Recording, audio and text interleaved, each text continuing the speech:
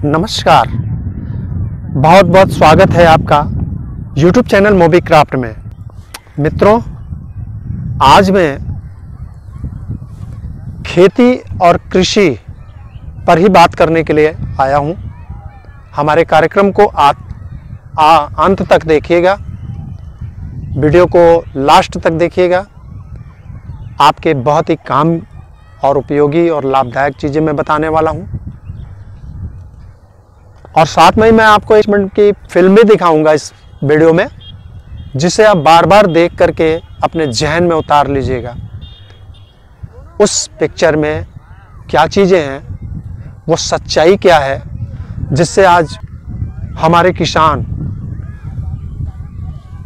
नुकसान झेलते चले आ रहे हैं। मित्रों, आपको मैं एक बात बताऊं कि पिछले 50-60 सालों से कृषि के लिए न जाने कितने उपाय किए गए, कितने सुझाव दिए गए, कितने संसाधन जुटाए गए, लेकिन फिर भी क्यों कृषकों की हालत, किसानों की हालत क्यों बिगड़ती चली गई, खेती क्यों खराब होती गई। पैदावार को लेकर के नई नई तकनीकी भी, नई नई केमिकल जहरीली दवाइयाँ उपयोग में आती गई। खेती को बढ़ाने का लालच दिया गया, उत्पादन बढ़ाने का लालच दिया गया।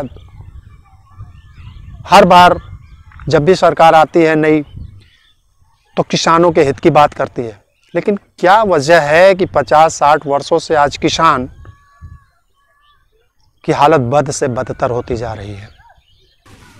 साल दर साल वर्षों से हमारी कृषि की ज़मीनें खराब होती चली गई, पैदावार घटता गया और हम उसमें खतरनाक पेस्टिसाइड, यूरिया, DAP और जहरीली दवाएं, कीटनाशक दवाएं डाल करके जहरीले फसल उगा रहे हैं हम, और इसे खाने के बाद सैकड़ों तरह के रोग इंसानों में फैल रहे हैं। और धंधा किसका चल रहा है? किसानों के थ्रू धंधा चल रहा है, डॉक्टरों, नर्सिंग होम और स्वास्थ्य विभाग का। तो आइए चलते हैं, पहले उस छोटी सी फिल्म को देख लेते हैं, जो आपकी जानकारी के लिए बहुत अहम है। और उस वीडियो को मैं कहूँगा, उस फिल्म को, कि आप बार बार देखें और अपने जहन में उस चीज़ को बिठा लें कि किस तरह से विदेशी साजिशों के तहत हमारे भारत की कृषि भूमि को चौपट किया गया और आपकी पैदावार को नुकसान दिया गया। और आज 50-60 साल वर्षों में भी आपके लिए जितनी भी तरक्की की बातें की गई, जितने भी फायदे की बातें की गई, जितने भी अनुसंधान करके नए नए उपयोग में लाने वाली चीज़ें बताई गई, वो सब किस तरह से आपके लिए घातक होती चली गई। धन्यवाद। आइए चलते हैं, इस फिल्म को देखते हैं, उसके बाद फिर आगे बताता हूँ मैं कि खेती को किस तरह से उपजाऊ बनाना है, लाभ कैसे लेना है, लागत कैसे कम करना है और मालामाल कैसे होना है, सुखी कैसे होना है। वीडियो में अंत तक बने रहिएगा। धन्यवाद।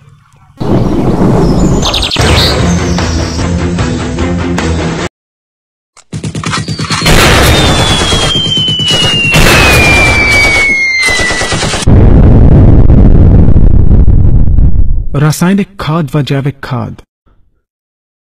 द्वितीय विश्व युद्ध के बाद पश्चिमी देशों के हथियार और विषाक्त रसायन बनाने वाले कारखाने बंद होने के कगार पर पहुंच गए थे, जिसके कारण पश्चिमी देशों को काफी आर्थिक नुकसान हो रहा था। इन देशों ने इस आर्थिक संकट से बचने के लिए एक योजना के तहत उन कारखानों में रासायनिक खाद तथा कीटनाशक बनाना शुरू कर दिया। इन रासायनिक खादों व कीटनाशकों के द्वारा कृषि उत्पादन को बढ़ाने की बात कर हरित क्रांति नाम का एक छद्म जाल बुना। भोले भाले किसान अधिक उत्पादन के लालच में फंसकर रासायनिक खाद व कीटनाशकों का प्रयोग करने लगे। बैलों की जगह ट्रैक्टर से जुताई होने लगी। शुरुआत में कम रासायनिक खादों के प्रयोग से अधिक उत्पादन हुआ। धीरे धीरे रासायनिक खादों के प्रयोग के कारण भूमि की उर्वरा शक्ति क्षीण होने लगी, जिसकी वजह से उत्पादन घटने लगा तथा फसलें कमजोर होने लगी। फसलों के कमजोर होने के कारण उनमें रोग व कीट लगने लगे। रोग व कीटों से फसल की सुरक्षा के लिए और अधिक कीटनाशकों का प्रयोग होने लगा। एक तरफ ज्यादा उत्पादन के लिए अधिक रासायनिक खादों का प्रयोग होने लगा, वहीं दूसरी तरफ फसलों को रोग व कीटों से बचाने के लिए अधिक विषाक्त कीटनाशकों का प्रयोग बढ़ गया, जिसके कारण उत्पादन लागत बढ़ी और किसान को लाभ कम होने लगा, बल्कि छोटे किसान कर्ज में डूबने लगे। धीरे धीरे भूमि की उर्वरा शक्ति क्षीण होने से भूमि बंजर होने लगी।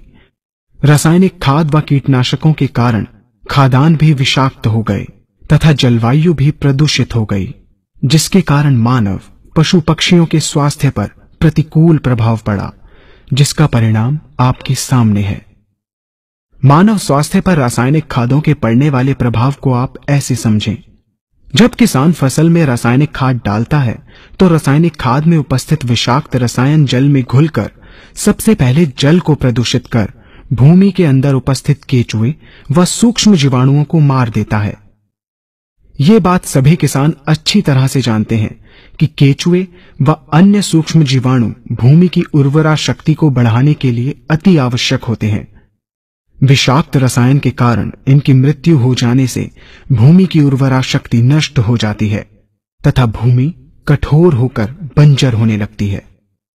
रासायनिक खादों के विषाक्त रसायन पानी के माध्यम से अन्य खनिजों के साथ फसल के अंदर पहुंचकर फसलों को विषाक्त बना देते हैं। बाद में जब खाद्यान्न के रूप में मनुष्य या अन्य पशु इन्हें खाते हैं तो ये विषाक्त रसायन मानव स्वास्थ्य पर बहुत ही बुरा प्रभाव डालते हैं तथा मनुष्य के अंदर तरह तरह के रोग उत्पन्न करते हैं। जब हम जैविक खाद का प्रयोग भूमि पर करते हैं तो जैविक खाद पानी में मिलकर पानी को प्रदूषित नहीं करती। जैविक खाद भूमि के अंदर उपस्थित उर्वरा शक्ति को बढ़ाने वाले जीवाणु तथा केचुओं की संख्या को तीव्रता से बढ़ाती है, जिससे भूमि की उर्वरा शक्ति बढ़ती है तथा भूमि छिद्र युक्त एवं भुरभुरी हो जाती है, जिससे वायु और प्रकाश भूमि के अंदर गहराई तक प्रवेश करते हैं, जिसके कारण भूमि में तापमान एवं आर्द्रता का संतुलन बना रहता है और फसलें मजबूत होती हैं। जैविक खाद में विद्यमान तत्व खाद्यान्न के माध्यम से मानव व पशु पक्षियों के शरीर में पहुंचकर स्वास्थ्य लाभ पहुंचाते हैं। जैविक खादों के प्रयोग से फसलें अच्छी और मजबूत होती हैं, जिसके कारण उन पर रोगों एवं कीटों का ज्यादा प्रभाव नहीं पड़ता।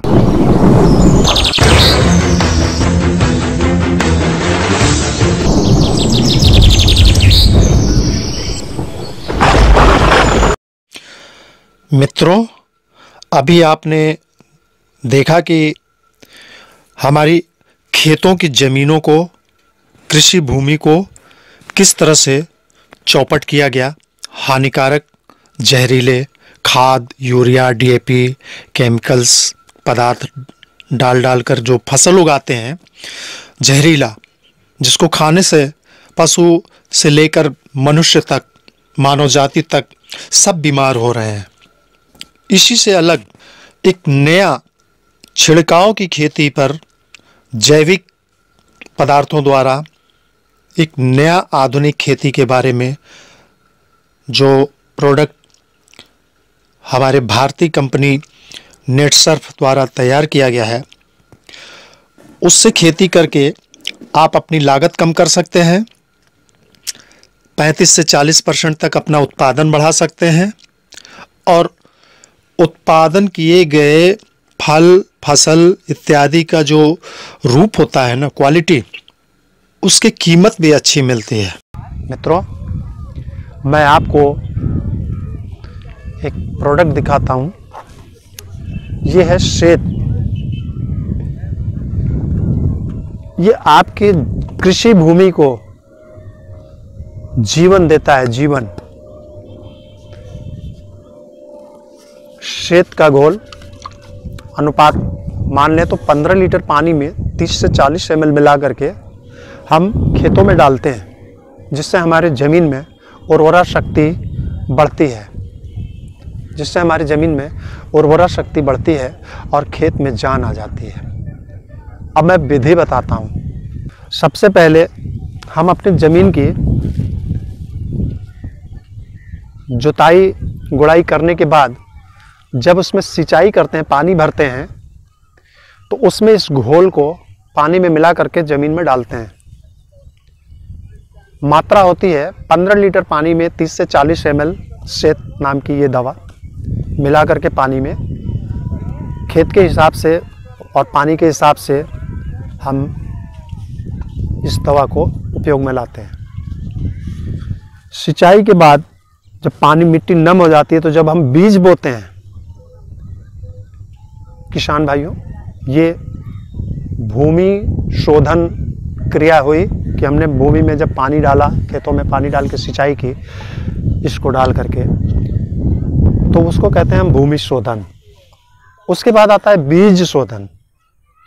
बीज शोधन का मतलब है कि इसी की घोल 2 लीटर पानी में 4 ml ये श्वेत मिला करके घोल बना लें, और जो भी बीज हम बोते हैं उसको 5 मिनट 10 मिनट उस घोल में डुबो कर रखें। फिर उस बीज का बाहर निकाल करके पानी सुखा लें और उससे बुआई कर दें। अगर हम जड़ वाले पौधे बो रहे हैं तो इसी की घोल में जड़ों को डुबो डुबो करके बुआई करें। ये श्वेत है। इससे फसल की जड़ें मजबूत होती हैं, सफ़ेद जड़ों की संख्या बढ़ती है और हमारी फसल बहुत मजबूत और पैदावार बढ़ाने में सक्षम होते हैं।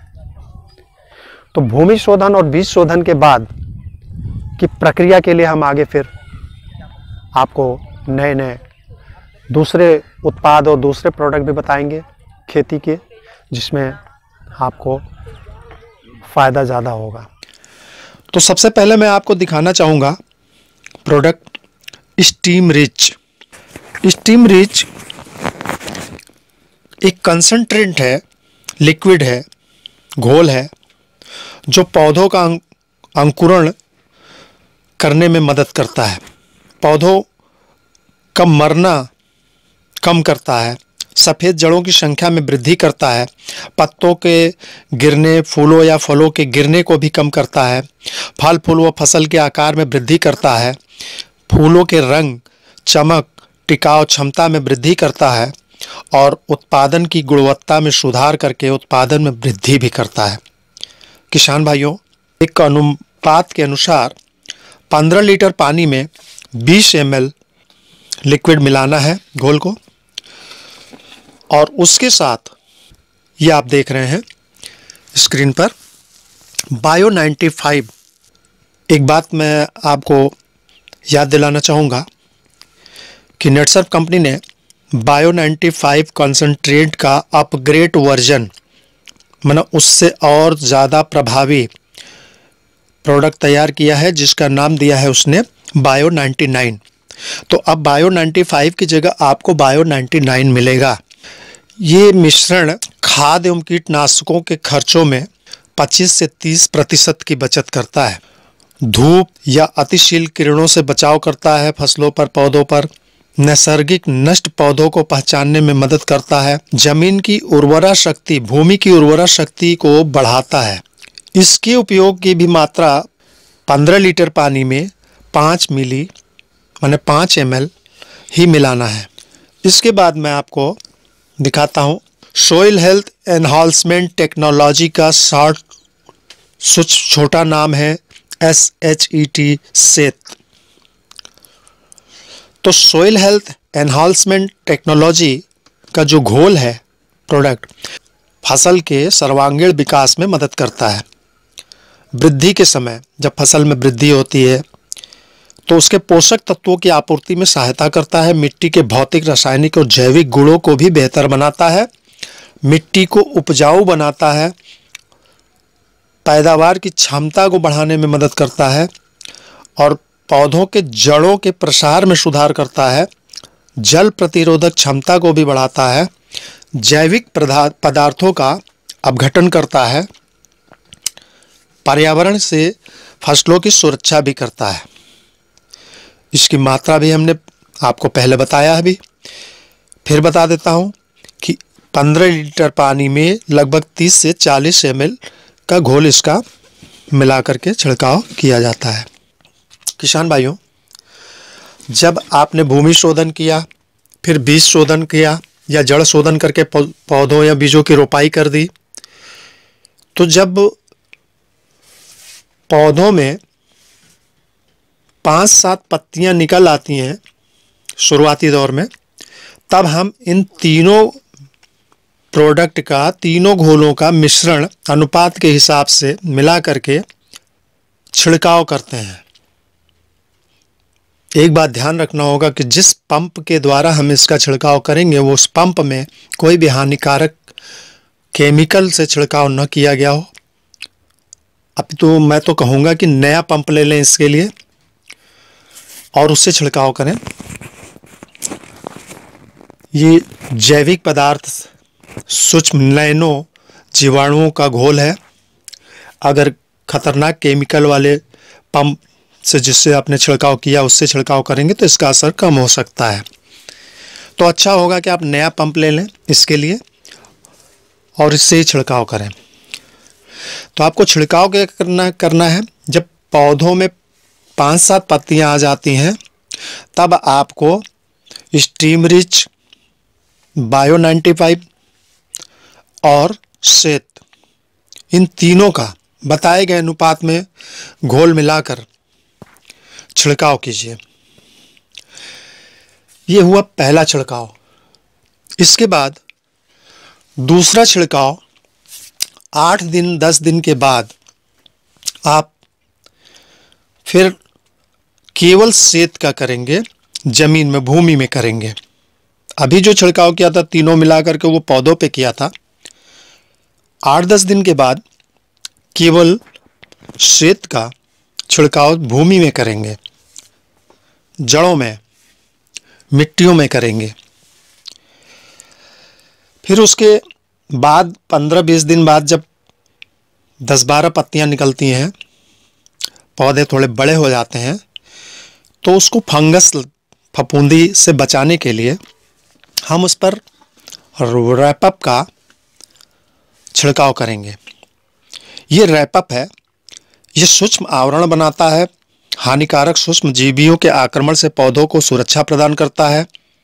सूक्ष्म जीवियों द्वारा स्रवण होने वाले चयापचय जड़ों की विकास प्रणाली प्रकाश संश्लेषण क्रिया में मदद करता है। पर्यावरण से होने वाले तनाव को कम करने में मदद करता है।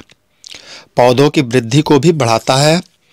रैपअप रोग निरोधी और रोग निवारक के रूप में ये कार्य करता है। इसके घोल को भी 15 लीटर पानी में 30 मिली मिला करके छिड़काव किया जाएगा। ये हो गया दूसरा छिड़काव। अब आते हैं तीसरे छिड़काव पर। तो मित्रों, तीसरा छिड़काव भी हम लगभग 25 से 30 दिन पर करते हैं। और पहले वाला जो छिड़काव हमने किया था स्टीम रिच, बायोफिट और श्वेत मिला करके, उसी तरह का घोल मिला करके फिर एक छिड़काव करते हैं। इसके बाद जब फूल आने लगते हैं पौधों में, फसलों में, जब फसल की फूल या पौधों की फूल आने लगती है तो फिर हम 10-15 दिन का गैप दे करके, अंतराल दे करके फिर एक छिड़काव करते हैं। उसमें छिड़काव करते हैं हम इंटैक्ट एक तरह का कीटनाशक है। ये फसलों पर आने वाली रस शोषक कीट, इल्ली, सफ़ेद मक्खी का नाश करता है। ये आयुर्वेदिक है, प्राकृतिक है, इसका कोई भी साइड इफ़ेक्ट नहीं होता है। इसकी भी मात्रा 15 लीटर पानी में 30-40 ml मिला करके छिड़काव किया जाता है। पत्तियों पर, जड़ों पर, पूरे पौधों पर अच्छी तरह से इसका छिड़काव करते हैं। मित्रों, इसके छिड़काव के बाद 7 से 8 दिन के बाद हम पुनः स्टीम रिच, बायो 95 और श्वेत का घोल बना करके फिर एक छिड़काव करते हैं। इस तरह से हमारा छिड़काव का खेती होता है।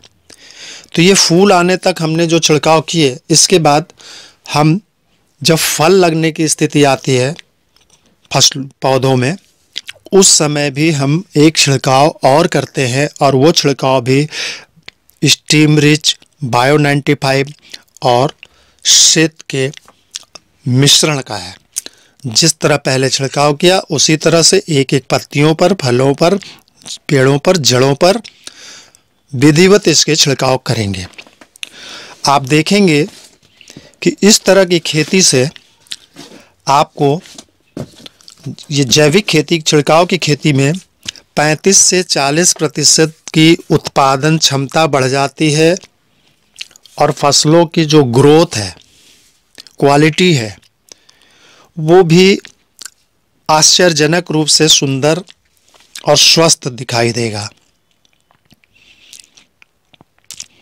मित्रों, इस जैविक खेती के छिड़काव की खेती से, नेट सर्फ के इस प्रोडक्ट की खेती से जमीन कसदार बनती है, फसलों के रोग प्रतिकारक क्षमता में वृद्धि होती है, उत्पादन में भी वृद्धि होता है और उत्पादन के खर्च में बचत भी करता है, मतलब आपकी लागत भी कम होती है और माल की गुणवत्ता में सुधार होता है, जिससे आपको आर्थिक लाभ बढ़ जाता है। इंसान, पक्षी, जानवरों का जीवन भी सुरक्षित रहता है, क्योंकि ये सारे प्रोडक्ट, ये सारे घोल जैविक हैं और हानिकारक नहीं हैं। अगर गलती से इसे खा भी लिया, मुंह में चला भी गया, तो कोई नुकसान होने वाला नहीं है। किसान भाइयों, जैसा कि अभी तक आपने वीडियो में देखा कि बायोफिट जैविक छिड़काव की खेती करने से किस तरह से लाभ होगा और पैदावार बढ़ेगी, गुणवत्ता बढ़ेगी और लागत भी कम आएगा। अब मैं आपको एक विशेष बात बताने जा रहा हूं जो आपको ध्यान में रखना है कि जब भी आप बायोफिट की जैविक छिड़काव की खेती का विधि अपनाते हैं, तो जो आप पूर्व में अपने खेतों में रासायनिक खाद, यूरिया इत्यादि डालते हैं, उसकी मात्रा 20 से 25% कम कर देंगे। पहले साल माने पहली बार आप 20 से 25% रासायनिक खाद, यूरिया इत्यादि का उपयोग कम कर देंगे। एक अनुमान के अनुसार अगर मान लिया जाए कि 25 किलो यूरिया आपके खेत में लगता है, तो आप जब बायोफिट जैविक छिड़काव की खेती का विधि अपनाएंगे तो यूरिया की मात्रा 25 किलो की जगह 20 किलो ही उपयोग में लाएंगे। अगले साल 20 किलो को 15 किलो कर देंगे। उसके अगले साल जब खेती में जैविक विधि अपनाएंगे तो केवल 20 से 25% ही रासायनिक यूरिया का उपयोग आप करेंगे। इस प्रकार आपके खेत की भूमि का उर्वरा शक्ति प्राकृतिक रूप से अच्छा हो जाएगा। मित्रों, स्क्रीन पर मोबाइल नंबर भी दिया हुआ है। आपको अगर कोई दुविधा हो या न समझ में आया हो तो आप कॉल करके उस मोबाइल नंबर पर जानकारी ले सकते हैं। बायोफिट जैविक उत्पाद आपको कैसे मिलेगा, कहाँ मिलेगा, इसकी भी जानकारी आप मोबाइल नंबर पर कॉल करके प्राप्त कर सकते हैं। मित्रों, एक बहुत ही ज़रूरी बात बताना चाहूँगा कि इस छिड़काव की खेती में समय का ध्यान रखना बहुत ही ज़रूरी है और जिस तरह से मैंने उपाय बताए उसका ध्यान रखना बहुत ज़रूरी है, तभी आपको सफलता मिलेगी। और जितने भी छिड़काव किए जाएंगे वो तेज़ धूप की रोशनी में दिन में नहीं किए जाएंगे। अच्छा होगा कि शाम को 5 बजे के बाद अगर छिड़काव आप करते हैं तो यह आपके लिए सबसे ज़्यादा लाभ की स्थिति पैदा करेगा। धन्यवाद।